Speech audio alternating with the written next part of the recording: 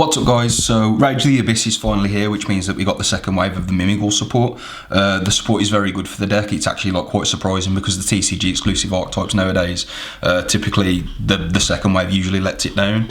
So I'm just going to show you my deck profile. This is my first draft. I've been playing a lot with this deck online, and I've been having a lot of fun with it. So yeah, let's get straight into it. So we play one Mimighoul Master. I've always only played one Master because I don't think this card's very good to open with. And now we've got the new support. There's a new Xyz monster that summons it from the hand deck or graveyard, so you just don't need to open this card to access it. So yeah, I think one Master's fine. Cat. We got 3 copies of Mimighoul Dragon. Dragon is still the best Mimighoul monster because it searches Dungeon and it searches Mimighoul Maker, which are both important playmakers in the deck. The flip effect is okay. It doesn't come up too much because you don't really have a problem clearing up the board in this deck because you've got access to Zeus and stuff like that. But it does come up sometimes. So you're never going to play any less than 3 Dragon. I'm still playing 3 Mimighoul Archfiend. The reason why I'm playing 3 of this one is because this is my favourite Mimighoul. I think that this one is the flip effect on this one is good at all points in the game. So it's never a bad thing to use this card's flip effect. And it's pretty good now. We've got Xyz monsters. It means that this and any Mimighoul combos. So you give them a Mimighoul, you summon Archfiend, flip it up, you get the Mimighoul back, and then you got access to a rank 1. And then for the new ones, I'm playing 3 Mimighoul Slime. I'm not too sure about the ratio on this one yet. I think this one can be cut down if you wanted to find stuff in the deck that you wanted to make room for. But I haven't regretted playing 3 of this one because this one is pretty good. It just summons a Mimighoul out the deck when it's flipped, which gives you access to your rank 1 and your rank 1s. So yeah, that's Slime. We've got 3 Fairy. Fairy is the best extender, so with Slime as well. If your opponent controls more monsters than you do, you can special summon it from your hand to your field if you want to, which is pretty good going second because it means that you get to make rank 1 and then you get into Zeus easier. Fairy also summons herself to your field if you want to, if you control a Mimighoul. This one is the best extender because it's the easiest one to fulfill.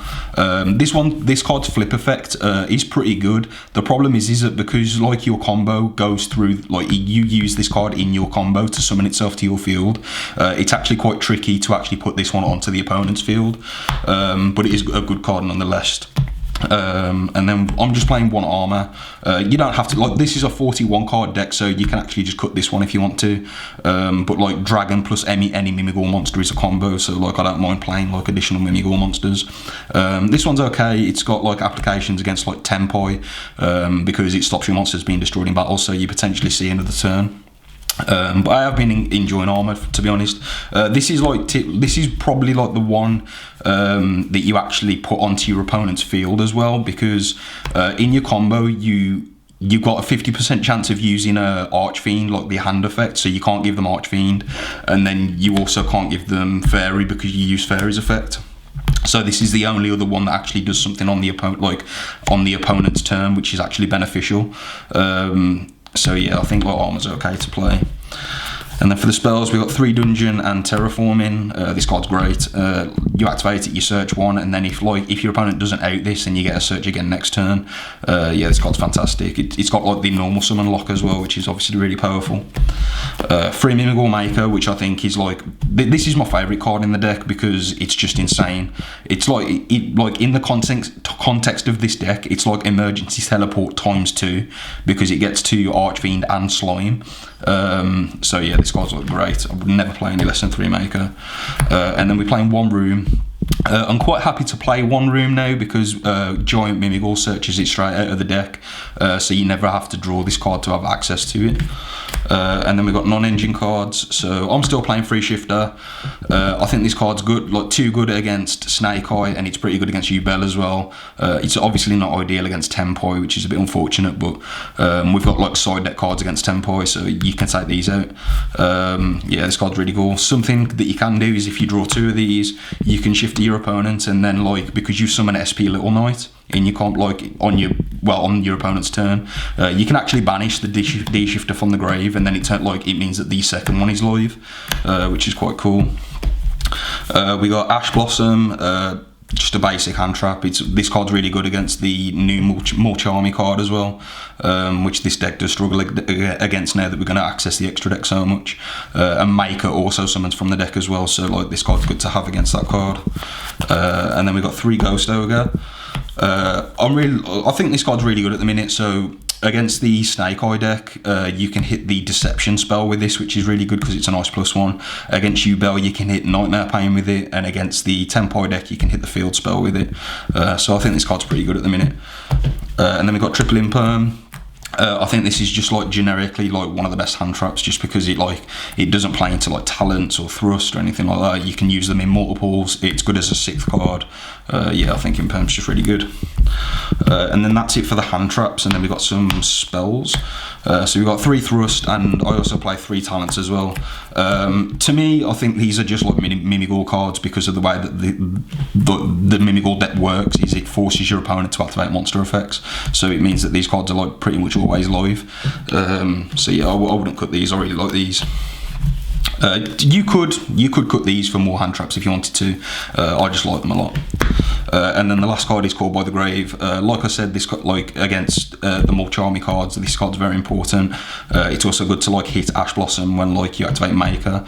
Something that is annoying is that if you Shifter, then it obviously means that their hand traps are going to get banished instead of going to the grave, so you can't Call by the Grave the hand trap then, which is something you've got to watch out for. But other than that, I think Call by the Grave is like probably too good at the minute not to play. And then for the extra deck, so we've got 2 Throne. Honestly, this one can possibly be a one-of. In my testing, I think I've very rarely used the second one, but the second one's just there just in case. So you have got a flex spot already. 2 Giant Mimighoul. I've definitely made the second Giant Mimighoul a lot more often than I've made the second Throne. But yeah, these cards are just really good. We got the Punishment guy. I'm only playing one of these now because I don't think that you need to, but you do always use one in your combos, so like you still have to play one of them. I still play the Nightingale. I think this card's just really good because sometimes your opponent is going to try and destroy the monster that you're trying to Zeus them with, and this card like prevents that. We've got Dana Magician just for the Zeus material. I'm still playing 2 Zeus, so sometimes like you'll have a Zeus, and then you can like you can nuke the board and it'll have 1 material left, and then next turn you can just attack with the Zeus and then put Zeus on top of Zeus. And I think that interaction is like, it comes up enough to like play the second Zeus. We play 1 Typhon because we've got space. It's a pretty clean out 2 Desiree, which is quite nice. Safely removes it. We've got 1 Relinquished Anima. Just because you're playing level 1 monsters, and it also gives you the extra deck monster for the SP Little Knight banish. IP Masquerader, which is just part of your end board. SP Little Knight, which you usually summon off the IP Masquerader on the opponent's turn. Nightmare Unicorn. I think this is like quite a flex spot as well, but I play it because I'm playing access code. So when you're playing access code, you want a link 3 that you can make just to make access code 5300, because then access code plus Mimighoul Master with the field spell up is like an OTK. So yeah, that's the extra deck. I have got a side to show you, so I'm playing 3 Nib in the side. Yeah, I just think this card's too good not to play, and I think like this card's excellent with the Mulcharmy cards because you're going to see Nib more often. I've only got 1 Fuaros at the minute, so I'm going to show you like a 13 card side deck, 3 Perulia as well, which is just really good going second. They almost always going second. 2 Dark Ruler.